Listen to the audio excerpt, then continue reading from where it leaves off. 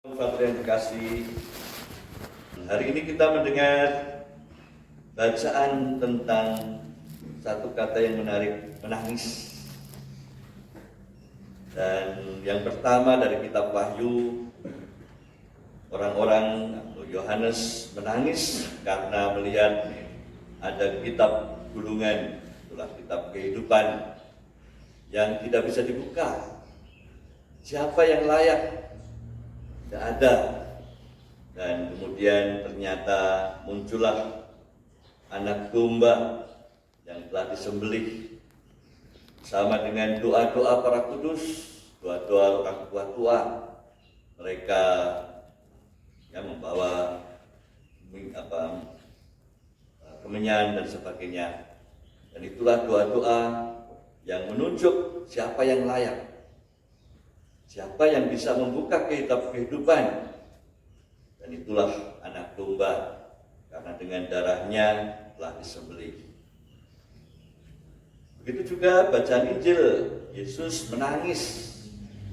Memang disebut di sana Yerusalem terancam bahaya. Mungkin ini menunjuk nanti kira-kira 40 tahun sudah Yesus, Yerusalem akan ditunggang langgang, dihancur leburkan bersama dengan bait Allahnya, hancur lebur karena Roma mau mengatasi pemberontakan yang terjadi pada saat itu. Tetapi Yesus rupanya menangis bukan cuma karena itu, tapi karena dia melihat bangsa atau orang-orang Israel di Yerusalem tidak prihatin dengan keselamatannya, tidak mengetahui saat Allah melawati engkau. Dan mungkin di bagian lain Injil, aku telah mengumpulkan engkau seperti induk ayam mengumpulkan anak-anaknya di bawah kepak sayapnya. Jadi satu keprihatinan akan keselamatan, tetapi yang mau diselamatkan tidak peduli.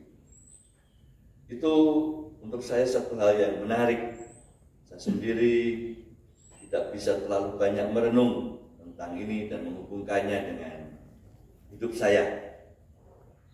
Tapi tadi pagi sebelum saya kesini, tiba-tiba saya dapat WA dari bapak saya. Senangnya kalau masih punya bapaknya. Dan dia WA begini, ya cerita tentang saya. Dan menurut saya membuat saya menangis, tapi juga membuat saya ingin bertobat ya.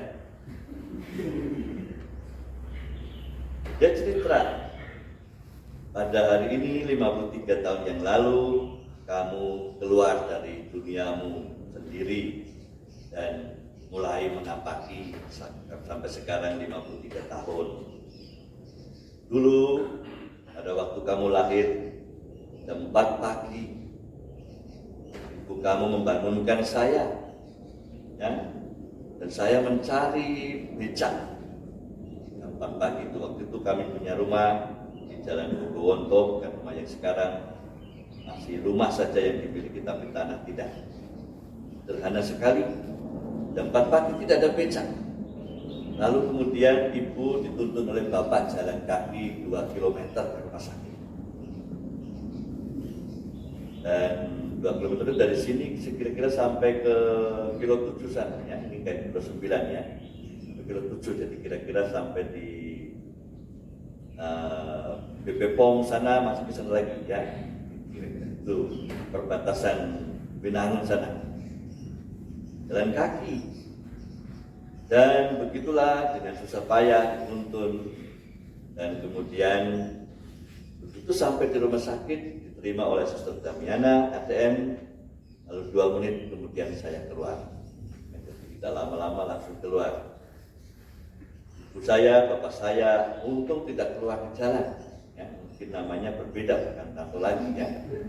Tapi apa yang keluar ke jalan, begitulah kira-kira. Dan begitu, lalu kemudian bapak saya bilang, kita masih sangat miskin pada waktu itu.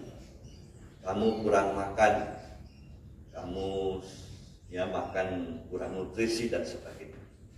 Sampai bapak saya cerita, pada waktu kami kasih makan ayam, kami ya bapak kasih makan ayam.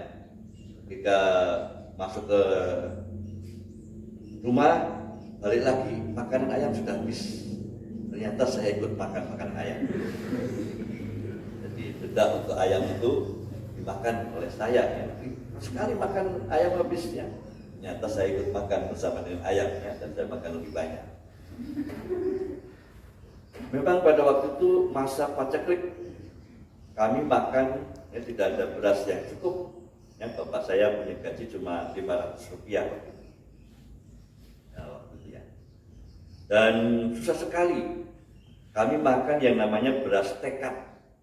Tekad itu beras ketela, bukan beras ya, ketela, jagung ya, itu dicampur dan kedelai dicampur, dijadikan biji-biji dan itulah dimakan.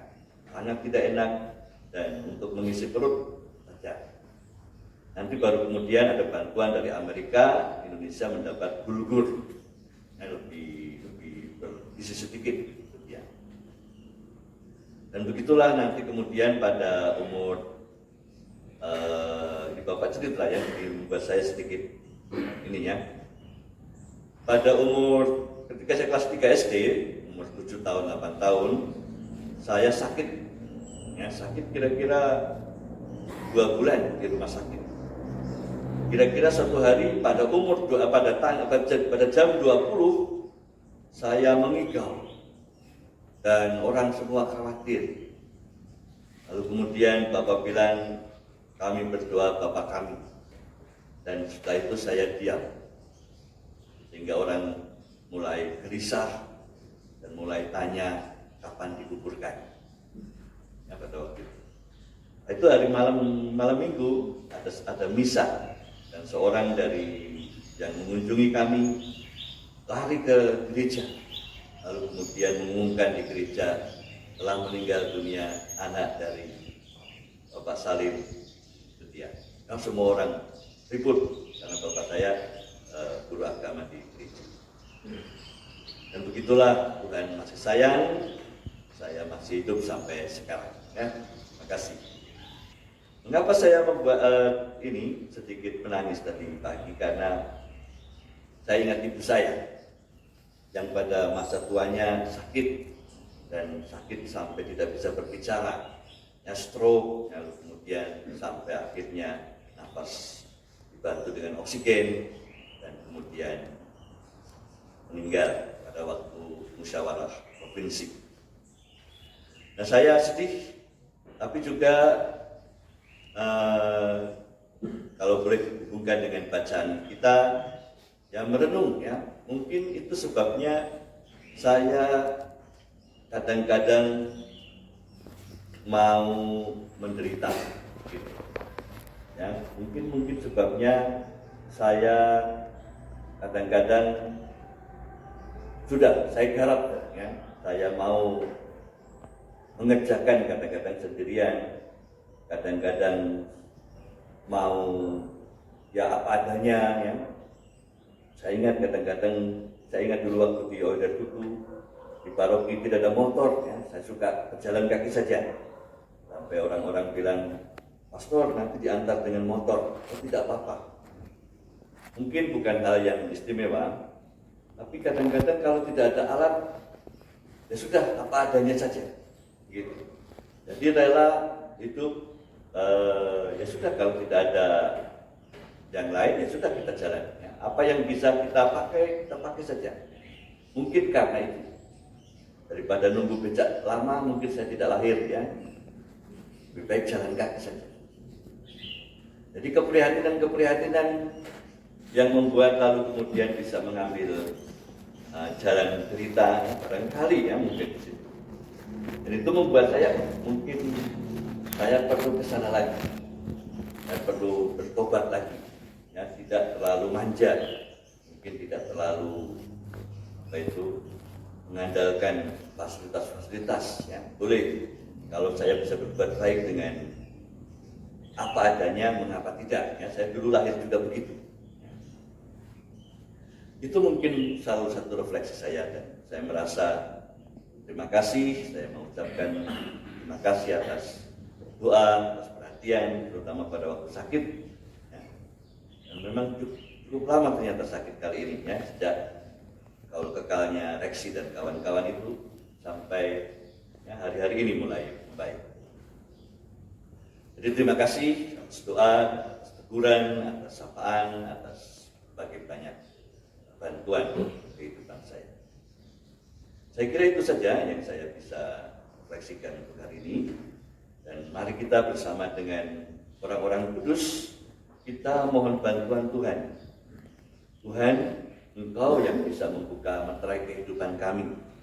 Dan semoga kami tidak berkeras hati jika Engkau memanggil kami untuk bertobat, memanggil kami untuk datang ke bawah sayap.